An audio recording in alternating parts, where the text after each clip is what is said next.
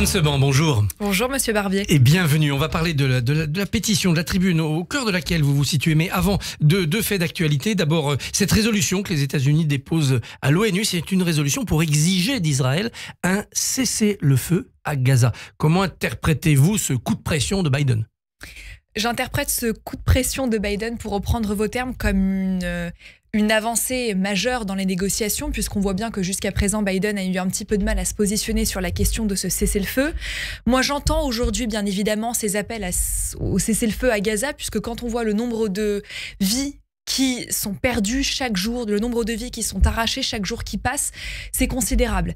Mais aujourd'hui, j'ai du mal à croire qu'un cessez-le-feu soit une solution qui permette d'aboutir à une solution avec le Hamas. Encore une fois, moi, ce que je veux rappeler, c'est qu'à l'heure où on se parle, ce matin, à votre antenne, il y a des otages qui sont encore dans les mains du Hamas. Et un cessez-le-feu pour récupérer les otages, comme le premier cessez-le-feu, avant de reprendre les hostilités pour éradiquer le Hamas, ça serait un scénario possible ? Moi, si aujourd'hui le Hamas prend des engagements pour effectivement libérer une partie des otages et s'engage véritablement à œuvrer à la libération complète et totale des otages, pourquoi pas ? Mais moi, ce que je vois, c'est que derrière le Hamas, on a une organisation terroriste qui n'a qu'un seul objectif en tête, si je puis dire, c'est de refuser à Israël le droit à disposer d'un État souverain. Et moi, aujourd'hui, ça me pose un véritable problème. Donc, qu'il y ait effectivement une continuité de l'aide alimentaire, de l'aide humanitaire envers les populations à Gaza, ça, j'y suis favorable. Mais en revanche, j'ai très peu d'espoir à ce que ce cessez-le-feu puisse aboutir à une solution pérenne et durable.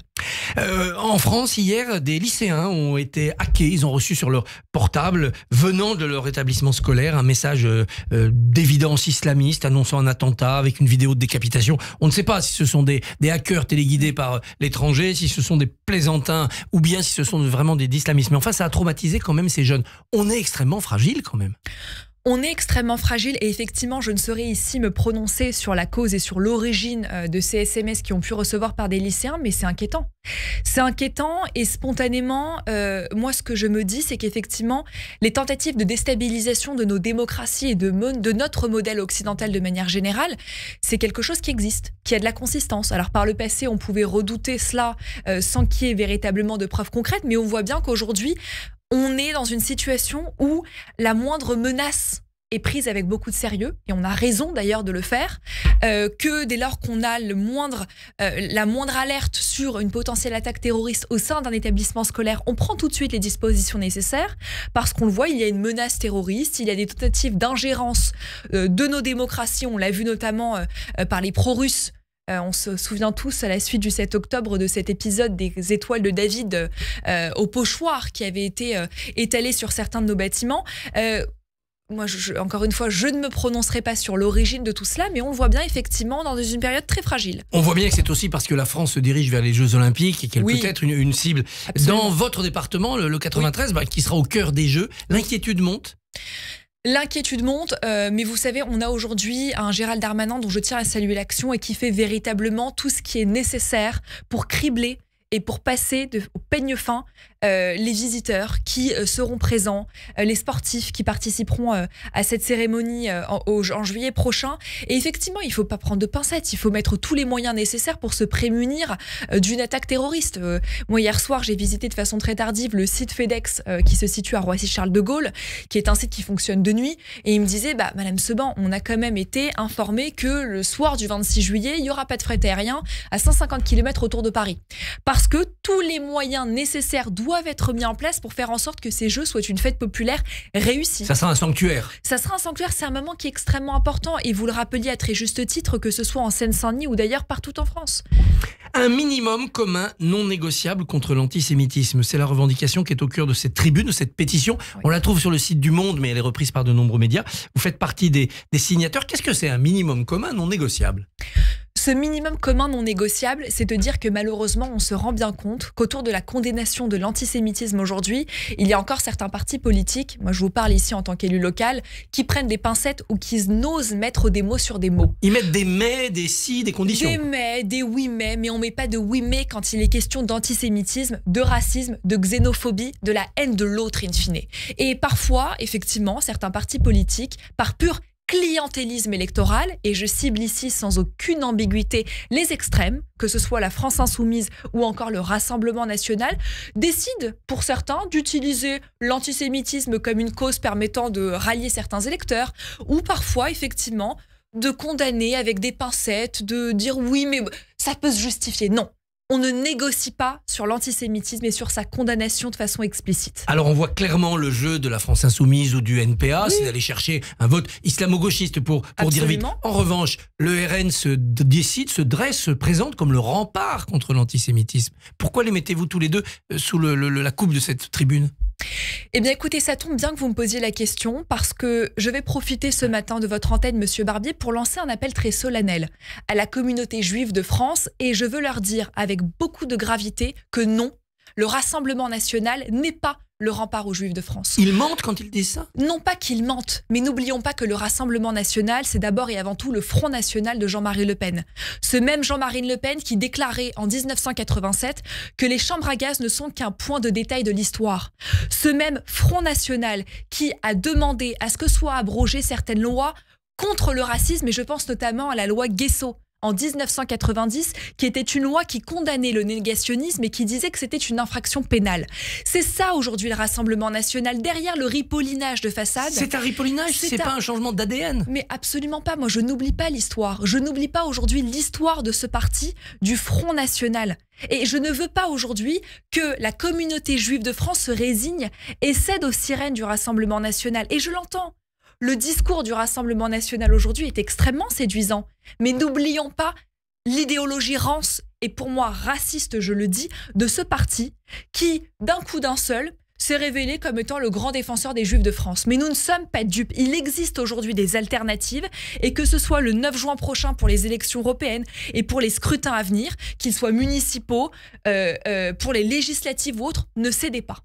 La communauté juive va ou est tentée d'aller vers le RN parce qu'elle a l'impression que les modérés, ils ont le bras qui tremble et qui ne sont pas assez fermes. Non, je ne suis pas d'accord. Quand j'entends les mots du président de la République lundi soir à l'Élysée pour le 80e anniversaire du CRIF, on a aujourd'hui un président de la République qui assume de dire, sans aucune ambiguïté, qu'il n'y aura pas de oui mais. Et moi, je suis fière aujourd'hui d'appartenir à une majorité qui ne prend pas de pincettes. Parce qu'il n'y a qu'à regarder dans d'autres pays européens. J'ai échangé pas plus tard qu'il y a quelques jours avec l'European Jewish Congress, qui est effectivement une association qui est basée à Bruxelles et qui a regardé précisément aujourd'hui quels étaient les États européens qui avaient adopté une stratégie nationale de lutte contre l'antisémitisme. Eh bien aujourd'hui, vous avez une dizaine d'États membres qui ne font rien. Et la Belgique, en premier lieu. Pas une déclaration très explicite de certains membres du gouvernement, ou bien c'est anecdotique. Ils ont rendu les armes. Non pas qu'ils ont rendu les armes, mais on voit bien qu'aujourd'hui, ces sujets-là, ce sont des sujets qu'on n'ose pas aborder. Et moi, ce négationnisme contemporain, parce que je crois qu'on est en train de basculer parfois dans un négationnisme contemporain, je trouve que c'est très grave. Par pur clientélisme électoral ? Donc alors quoi ? Moi, je devrais me dire que parce que je suis élue de Seine-Saint-Denis dans un département qui est aux mains de la NUPS, je devrais aujourd'hui ne pas prendre position sur certains sujets ? Mais dans ce cas-là, je préfère rendre mon écharpe. Quand on fait aujourd'hui de la politique, quand on est un responsable politique, c'est pour dire les choses et pour assumer les choses avec beaucoup de courage. Si c'est pour tenir des discours qui consistent à conforter les uns et les autres, ça ne m'intéresse pas. Alors, en signataire de cette tribune, on trouve des anciens premiers ministres, Elisabeth Borne, Bernard Cazeneuve, Manuel Valls. On trouve d'autres élus, Anne Hidalgo, Christian Estrosi. On trouve des artistes, Charlotte Gainsbourg, Johann Sfar. Quel est le sens de ce mélange des populations ? C'est de dire qu'aujourd'hui, l'antisémitisme, c'est un combat qui se mène partout, tous les jours, tout le temps, et pas seulement lorsqu'on a des propos antisémites qui sont tenus ici et là. Et le fait qu'aujourd'hui on puisse avoir un consensus avec des acteurs, avec des artistes, des écrivains, des auteurs, des hommes politiques, des femmes politiques qui sont engagés de ce combat, c'est de dire qu'aujourd'hui le combat contre l'antisémitisme se mène sur tous les terrains. Et que ça peut passer par un dessin. Moi, j'apprécie énormément le travail de Johann Sfar, qui fait un travail qui est remarquable par le travail de l'écriture, de la BD. On peut passer des messages aujourd'hui via beaucoup de canaux. Et d'ailleurs, c'est comme ça, et c'est comme cela qu'on arrivera à déconstruire les préjugés qui sont le mal à la racine aujourd'hui, selon moi. Il y a une phrase qui mérite explication. Cette tribune écrit « Nous refusons de payer le plus lourd tribut d'une société fracturée en quête d'un ennemi commun pour se souder ». Vous pensez que se tourner contre le juif, ça peut souder la société française d'une manière agressive ? Non pas se tourner contre le juif, mais j'ai l'impression qu'aujourd'hui, on a trouvé un petit peu un bouc émissaire qui est un bouc émissaire historique. J'étais il y a quelques semaines à Auschwitz-Birkenau et dans le musée d'Auschwitz-Birkenau, vous voyez très bien des clichés qui représentent certains clichés antisémites les plus abjects sur le nez du juif qui est caricaturé, etc. Le juif, il a toujours été considéré comme étant le mal. Le juif, il est riche. Le juif, il est milliardaire. Le juif contrôle les médias. Le juif, finalement, c'est le bouc émissaire facile. Donc, quand les choses vont mal dans la société, c'est une sorte de réflexe de dire, bah tiens, c'est leur faute. On se retourne contre le juif et c'est inacceptable. Et les élites politiques font parfois défaut pour arrêter ce sentiment. Non pas qu'ils font défaut, mais c'est que je crois qu'aujourd'hui, véritablement, on a du mal à trouver des solutions à tout cela. Et je vais régulièrement à Bruxelles, je suis une pro-européenne convaincue. Et ce que je veux dire, c'est qu'on a aujourd'hui, à mon sens, tout intérêt à être pro-européen et à lutter aujourd'hui contre le fléau de l'antisémitisme, du racisme et de la xénophobie à l'échelle européenne. C'est pas gagné à l'échelle européenne. Mais il y a des choses. L'Union européenne soutenir des associations islamistes. Oui, mais on a des outils. Je pense notamment au Digital Services Act. Le règlement sur les services numériques dont les sanctions sont applicables depuis le 17 février dernier, c'est extrêmement vertueux.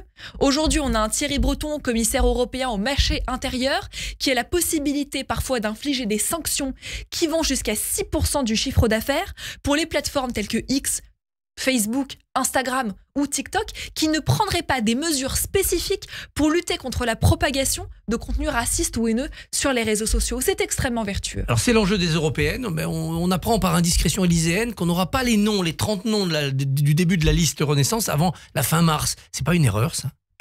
Non, c'est pas une erreur parce que vous savez, je crois que le président de la République a toujours eu pour stratégie de prendre son temps. Et oui, clairement, aujourd'hui, nous sommes la force de la majorité. On va pas aller se précipiter. Nous, si vous voyez, je vois ici certains partis politiques aux européennes présenter leurs candidats au compte-gouttes. Notre troisième de liste sera un colonel. On voit bien le Rassemblement national qui revendique avoir Monsieur Leggeri, ancien de Frontex, sur sa liste. Bon, tout ça, c'est de l'opération de com. Nous, on n'est pas dans le coup de com. On assume d'avoir un bilan. On a la chance d'avoir un bilan qui est extrêmement sérieux, une tête de liste qui est solide, une équipe qui se rend sur le terrain quasiment quotidiennement. Et le 9 juin prochain et en amont, on sera tous derrière Valérie Hayé pour porter ce bilan. Tous, dont vous ? Tous, dont moi, bien évidemment. Je suis sur le terrain. Vous savez, je serai là, on m'attend. En revanche, je serai pour sûr, et je vous le dis ici sans aucune ambiguïté, sur le terrain et mobilisé. Shannon Seban, merci, bonne journée. Merci à vous, très bonne journée. Merci beaucoup Christophe, on vous retrouve lundi à 7h45. Radio J, retrouvez le bar